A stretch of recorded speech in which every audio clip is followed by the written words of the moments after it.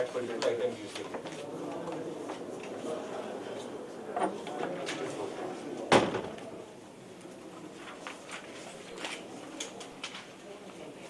Minutes of executive committee को यहाँ कोई अप्रूवल की जरूरत नहीं है, अप्रूवल तो आइटम नंबर किसी के पास नहीं। उन्होंने इस चर्चा का मुख्य उत्तर तो विनियोग के संबंध में माननीय उप मुख्यमंत्री श्री सुशील कुमार मोदी जी देंगे और अपने राजस्व विभाग से संबंधित कुछ बातों का उत्तर के क्रम में उल्लेख करेंगे श्री नरेंद्र नारायण यादव जी, माननीय राजस्व एवं भूमि सुधार मंत्री।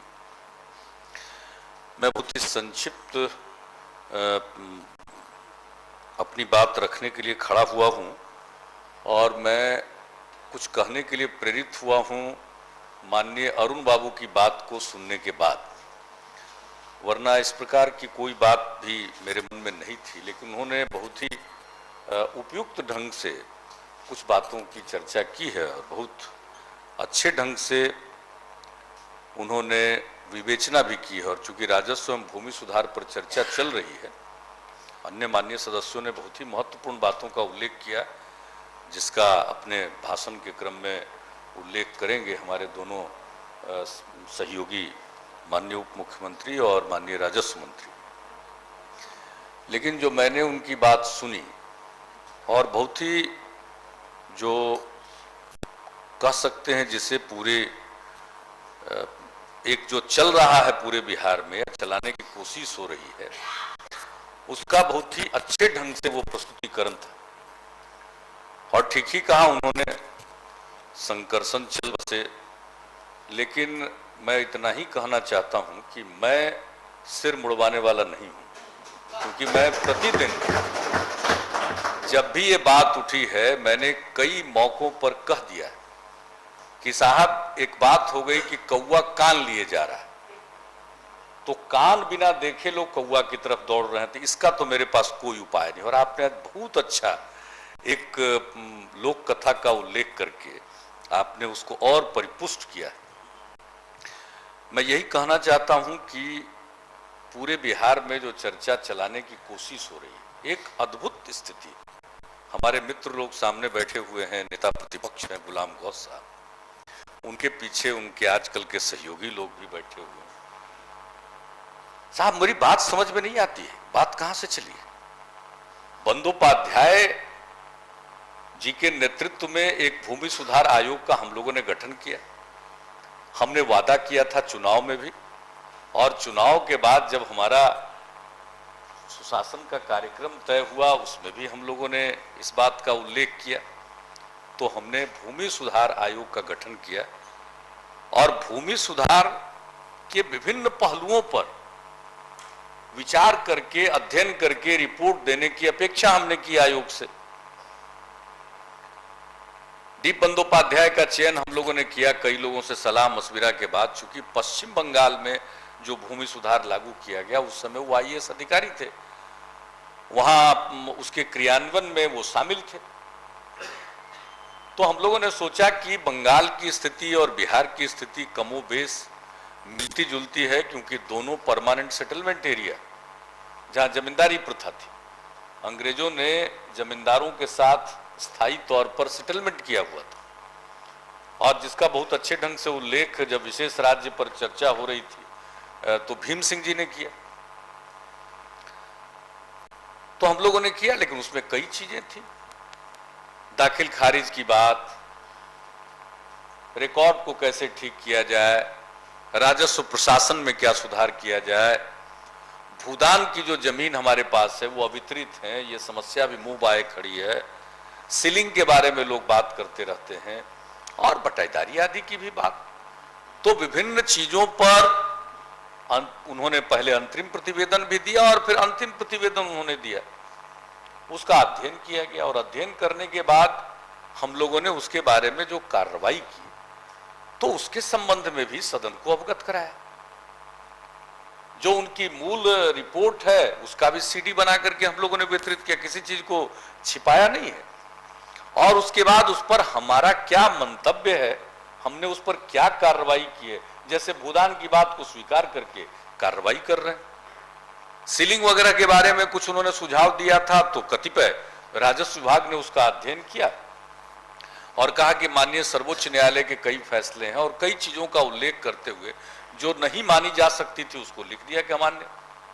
बटाईदारी के बारे में उन्होंने चंद सुझाव दिए थे और उसके बारे में पूरा कई चीजों के बारे में, और उनका जो मतलब हम ज्यादा नहीं जाएंगे, उन्होंने कहा भूमि पर मात्र 2 श्रेणियों के व्यक्ति रहें, रैयत जिसे भूमि पर पूर्ण स्वामित्व अधिकार तथा हित रहेगा, और ख बटाईदार जिसे स्वामित्व का अधिकार नहीं अपितु भूमि पर लगातार जोत आबाद का अधिकार रहे। और कई उन्होंने किया।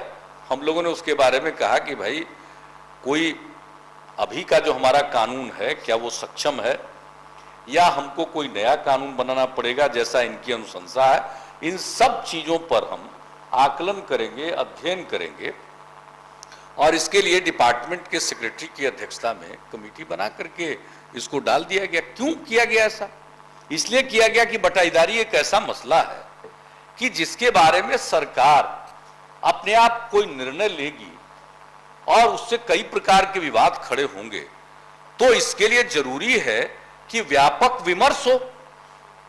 व्यापक विमर्श हो, विभिन्न दलों को इसमें शामिल किया जाएगा, कई तरह के लोगों को शामिल किया जाएगा, क्योंकि हमको हर समय एहसास है कि जमीन एक ऐसा मसला है जो बहुत ही संवेदनशील मसला है। आदमी का संबंध जिस तरह से होता है पत्नी के साथ, उसी तरह का एक संबंध जमीन के साथ होता है। यह हमारे समाज की बात है। तो हम इस प्रकार के संबंधों को लेकर तत्काल या हठात या अचानक कोई ऐसी बात कर दें जिससे समाज में कई प्रकार की परिस्थिति उत्पन्न हो जाए, तो ये तो हम नहीं चाहेंगे। तो हम लोगों ने तो कहा कि सुविचारित होगा, देखा जाएगा। उनकी रिपोर्ट आई है। और ये बात क्यों आई, मैं अरुण बाबू को शुक्रिया अदा करता हूं। ये बात हमने बाहर में एक कार्यक्रम में हमने कहा था कि 1987 का क्या कानून है। आज लोग कहते हैं, मेरे बारे में प्रचार किए कि ये जमीन छीन लेगा, और फिर हुआ कि कहां है छीनने वाली बात, तो अभी नहीं छीनेगा, फिर दोबारा सत्ता में लौट के आने के बाद छीन लेगा। फिर हमसे कहा गया कि ये ज्योति बसु बनना चाहते हैं, और मुझे आश्चर्य होता है। ठीक ही आपने कहा, जिसको कहते हैं उलाहना दिया, ये वो लोग कह रहे हैं जो अपने को सामाजिक न्याय का अलंबरदार कहते हैं। आपके सहयोगी पार्टी के लोग, उन्होंने हम पर कहा कि ये क्या बनना चाहते हैं। अरे भाई, क्या बनना चाहते हैं? हम जो है वही रहना चाहते हैं, हम कुछ बनना नहीं चाहते। हम बिहार की खिदमत करना चाहते हैं, बिहार का विकास सब लोगों को साथ लेकर करना चाहते हैं, समाज के सभी तबकों को जोड़ना चाहते हैं, विश्वास लेना चाहते हैं। और हमने बाहर कहा था कि मैं इतिहास पुरुष नहीं, विश्वास पुरुष बनना चाहता हूं। तो कोई कुछ भी कह रहा है। और फिर मैंने तो पूछा कि आरजेडी और लोजपा के नेता अपना स्टैंड बतावें, किस पर सोचते क्या। पहले आप बताएं, हम तो कुछ नहीं बोल रहे। हम तो इसलिए सोचा कि भाई व्यापक विमर्श होगा, कोई बात निकलेगी तो कदम बढ़ाया जा सकता है, वरना इस पर हाथ डाल लें कि क्या बात है। और आज का क्या कानून जो 1987 बना, आज का कानून है, अगर 12 साल तक कोई बटाईदार किसी भूस्वामी के जमीन को जोत आबाद कर रहा है, बटैया लिए हुए है लगातार, तब अगर वो, जिसका आपने उल्लेख किया कि अगर वो 24 गुना लगान जमा कर देगा तो जमीन का मालिक बन जाएगा। तो जमीन का मालिक बनाने का कानून तो आज है, और कहा गया कि ये तो जमीन छीन लेगा आपका।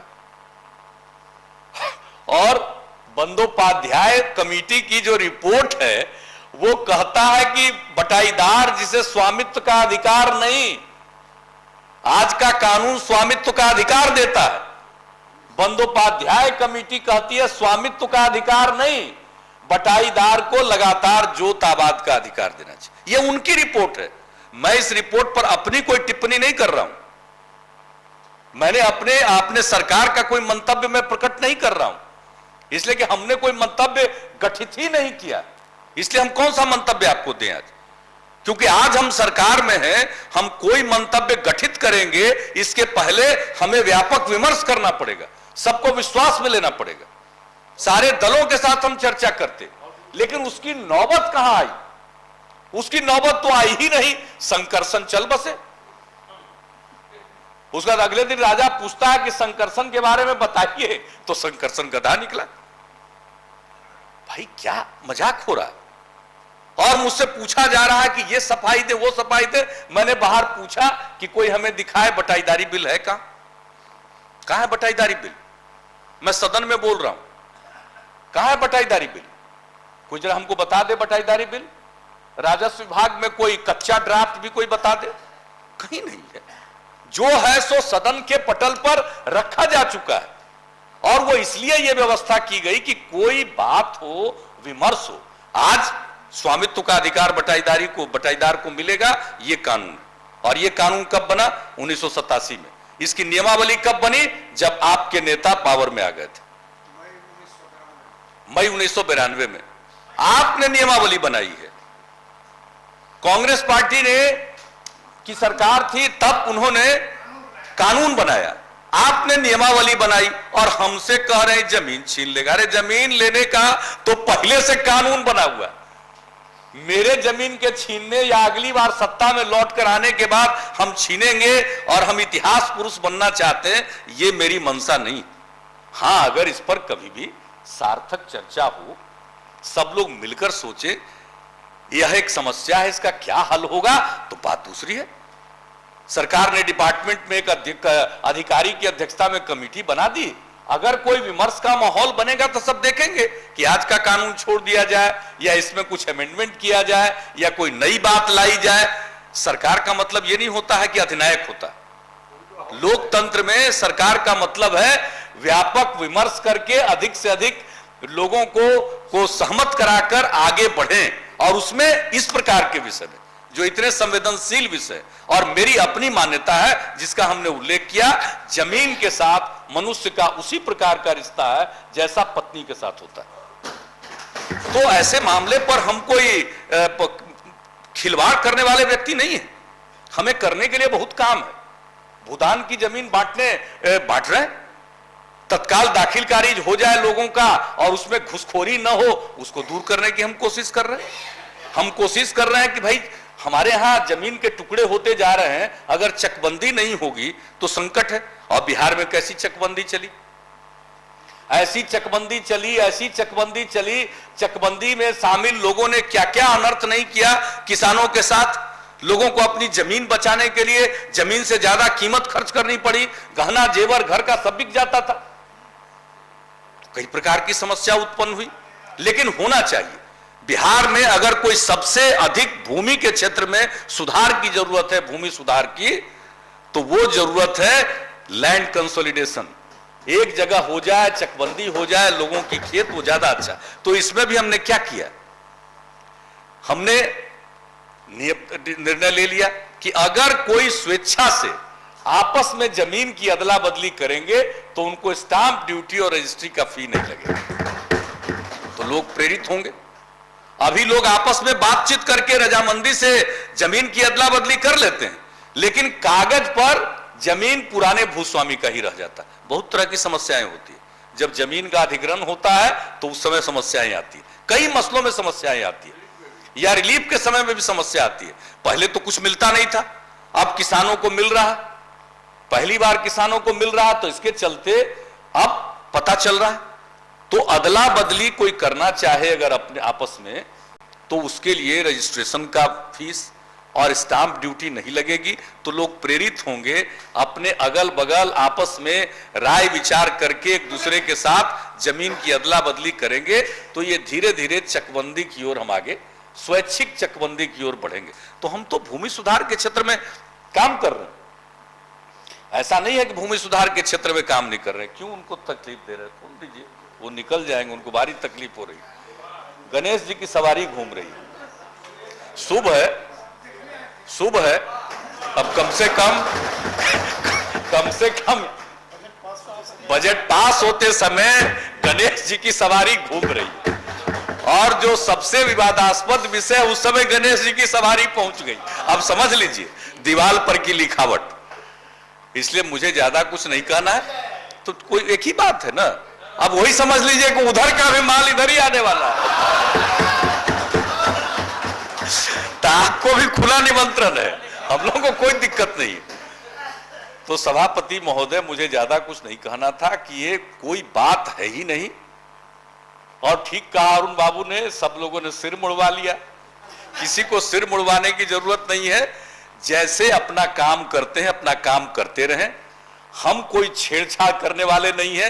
मैं सदन में बोल रहा हूं, अगर कभी भी इस विषय पर सब दल के लोग मिलकर कोई निर्णय लेंगे, हम अगर सत्ता में रहे तो भले ही अगर जिस दिन कोई निर्णय सब लोग मिलकर लेंगे उसको क्रियान्वित करने का आदेश मिलेगा तो हम उस तरह की बात करेंगे। लेकिन हम भूमि सुधार के क्षेत्र में अन्य बहुत सारे काम कर रहे हैं, हमें बहुत काम करने, हम बहुत ज्यादा काम कर रहे हैं, बहुत क्षेत्र में काम हो रहा है। लैंड रिकॉर्ड्स का अपडेशन हो रहा है, कंप्यूटराइजेशन हो रहा है। आज जाइए, रजिस्ट्री होती थी तो कितना डॉक्यूमेंट एक दिन में रजिस्ट्री होती थी, आज कितना डॉक्यूमेंट हो रहा है। हम लोग चाह रहे, अभी आपको जवाब देंगे तो ये बताएंगे कि दाखिल खारिज की समस्या हल हो जाएगी। आपने जमीन का किया, खरीद बिक्री हुई और नाम चढ़ेगा रजिस्टर 2 में। ये सारी चीजें, ये सब भूमि सुधार है। तो ये भूमि सुधार के कई काम हम कर रहे हैं और हमारा मकसद है कि हम इस तरह से आगे बढ़ें कि हमारी उत्पादकता बढ़े, हमारा विकास हो, हमारा उत्पादन ज्यादा बढ़े और ग्रामीण अंचल में एक जो अभी लोगों के बीच में परस्पर विश्वास का वातावरण पैदा हुआ।